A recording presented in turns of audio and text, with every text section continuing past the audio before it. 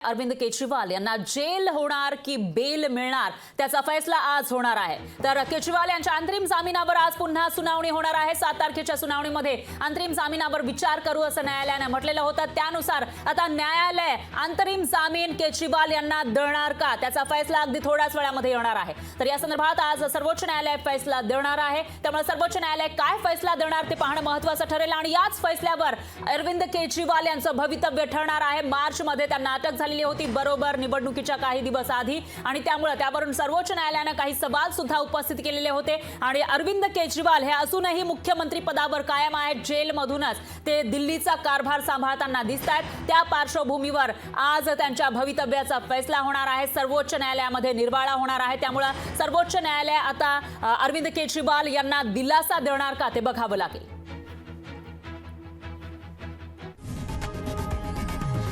लोकशाही मराठी ऐका, पहा, जागरूक रहा।